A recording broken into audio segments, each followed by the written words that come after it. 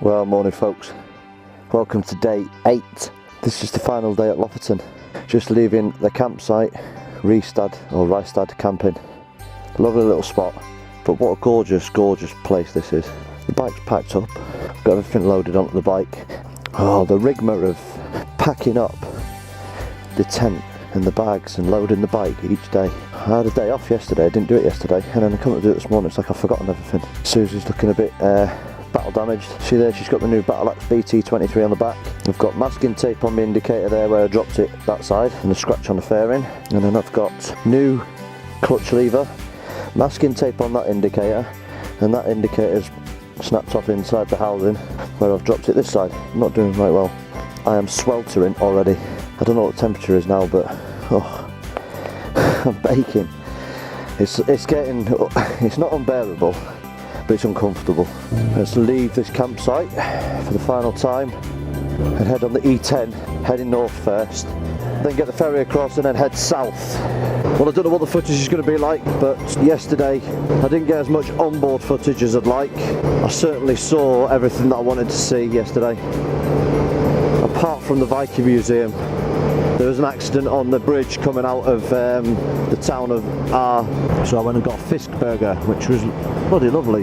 Nice cup of coffee, and just sat watching the world go by in a cafe, watching paddle boarders and kayakers, and just a bit envious that I'm not spending a week here. I'd love to spend a lot longer. One day just doesn't do it justice. Spend a couple of days on these bottom islands, and then a couple of days further up. But you know what? I'd rather have spent the money coming here with the family than going to a Mediterranean island. Easy, hands down. It's been 24, 26 degrees all the time I've been here. Everybody's been down the beach, swimming in the sea, swimming in the fjords. There's loads for everyone to do. There's all the water sports available for you. Then there's hiking available for you if you want to do that. There's just so much to do here. It's got white sandy beaches that go on for miles, and there's hardly anybody on them. Crystal clear waters, and you've got the place to yourself pretty much. And this glorious scenery as well to look at. The only downside is the cost of everything, but that's Norway. But yeah, I would seriously consider coming back here with the family and just doing a week here. Fly up out of Oslo into Buda, and then hire a car in Buda, and then get the ferry across, and then you've got the car then to explore the islands. I was looking at the weather in Stavanger. All the time I've been up here, it's been teeming it down in Stavanger. Nice steady jaunt back to the ferry. It's 2 hours away, the ferry. Yeah, nice steady jaunt back, because I don't want to leave here. This place is as close to paradise as you're ever likely to get, I think.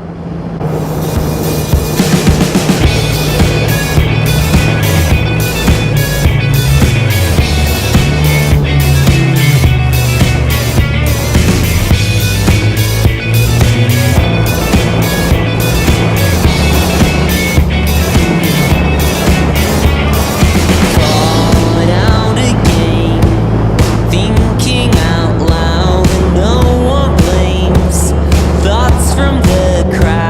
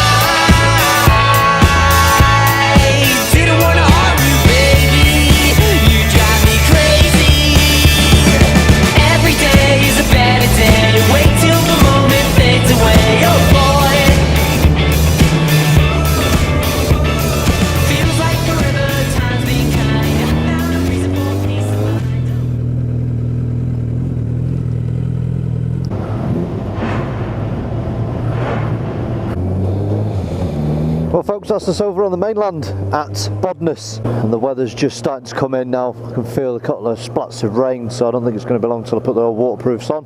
With the ferry that I've just got, where I've got into Bodness, I'm obviously a bit further north than Buda, so I'm having to make up that time then to go south to Buda. But I think I prefer to do that rather than sitting on the ferry for 4 hours. I don't mind coming that bit further north. So I was chatting to a chap on the ferry, and he lives in Lofoten. And I said to him, because you live in the most beautiful part of the world, you must get used to it. So where do you go on the holiday so you find the most beautiful part of the world for you? And he said, we've been rather lucky this week to have such high temperatures. Usually it sits around 14, 15 and the winters can be cold. He said so he'd rather go somewhere like New York, Singapore, something like that. He was saying different people want different things, I suppose, don't they? I said to him, you're so lucky to live in pretty much I think paradise. And then he said, well, I think Stavanger's beautiful. He says as soon as you get out of Stavanger and go to Sørdal and Preikestolen and all that around there, he finds that beautiful. I don't think he's got a patch on Lofoten. We start our journey south, and here comes the rain. I wonder how long it's going to rain for. Norway being Norway, you get a couple of days of really good weather, and then it starts to rain. For the whole 6 days I've just camped in the tent, and on the journey the rigmarole of unpacking the bike, setting the tent up, and then in the morning having to pack it all back up again to go on the journey gets a little bit tedious.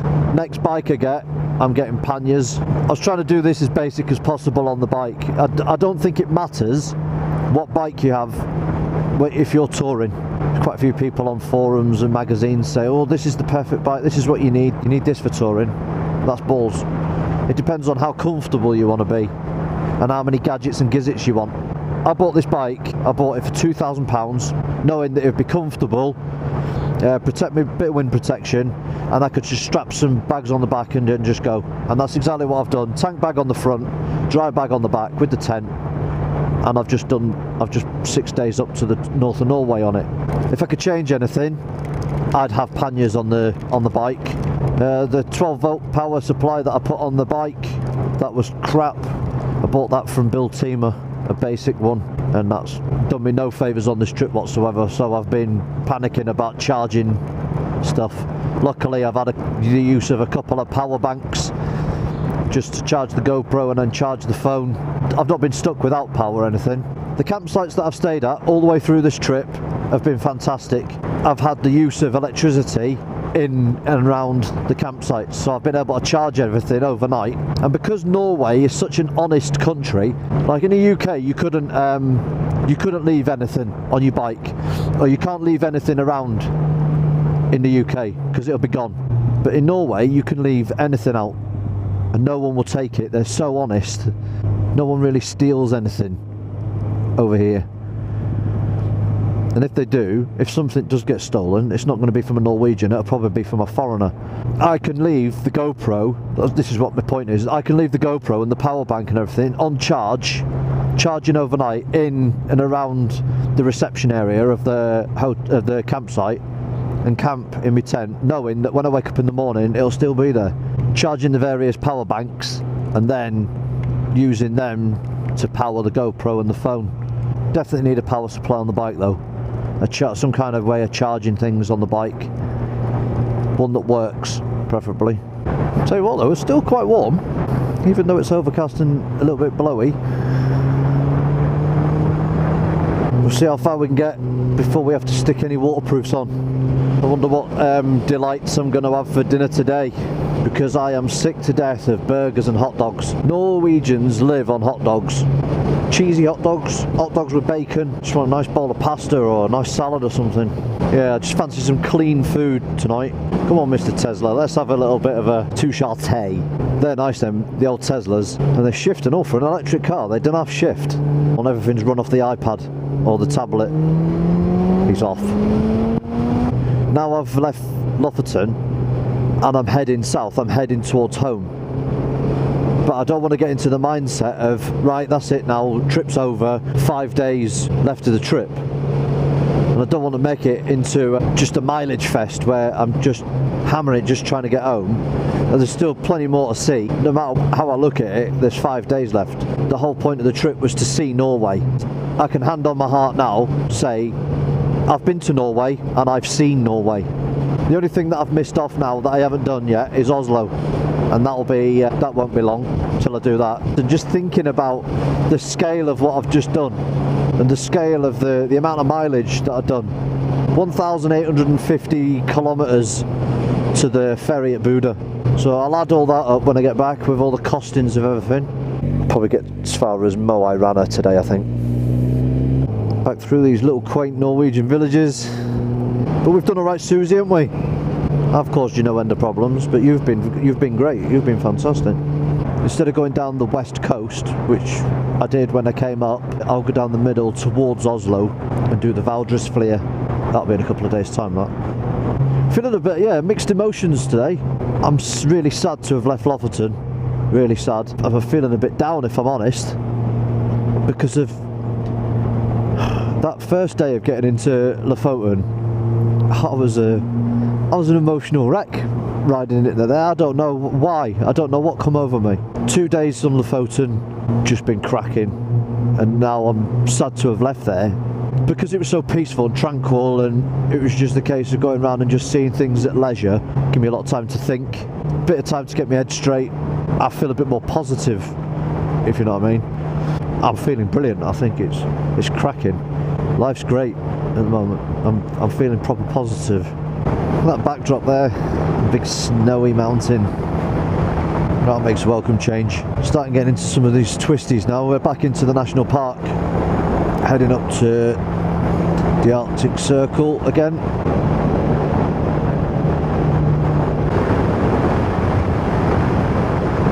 Not paying attention to the road here, too busy watching waterfalls and rapids. I think we'll be getting the waterproofs on in a little bit. Here it comes. Well, here we go, back at the polar circle again. Look at the weather. Look at the weather up there. That's proper coming in over there. There's been snow overnight up there on the mountains. Proper low cloud. Look at the difference. Look at the difference in scenery and weather. I'm going to pull in and go and get the waterproofs on. Do we think that train, do we think that's the Polar Express? We're at the Polar Circle and it's an express train. Do we think it's a Polar Express train? We don't know. Right, let's get the waterproofs on. I'm stressing. I can't see, so that means I'm tightening up on the bike, and when I'm tightening up on the bike, this right shoulder starts giving me right jip. It's like a stabbing pain now. I need a petrol station. The thing is, that shoulder's getting worse when I tense on the bike, so if I just chill out a little bit, not go too quick, and then just stop panicking, stop worrying. This is honking, this. It's horrible. I'm not having the best time at the moment. Yay! Fuel! Good in. Right. Oh! Didn't see that curb.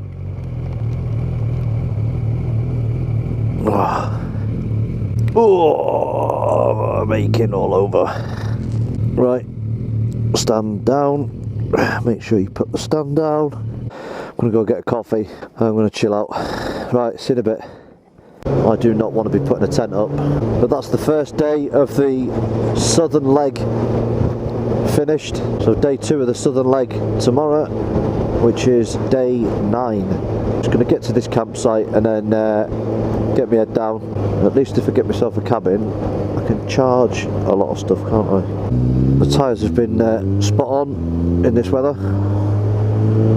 but then I've not been doing any real speeds around any big bends really, have I? So far so good. There we go, my way around a camping. There we go. Right folks, that is day 8 over and done with. Ready for day 9 tomorrow. Hopefully it'll be better weather, but I doubt it. I think this is here to stay. Anyway, thanks for watching folks, and I'll see you on the next episode.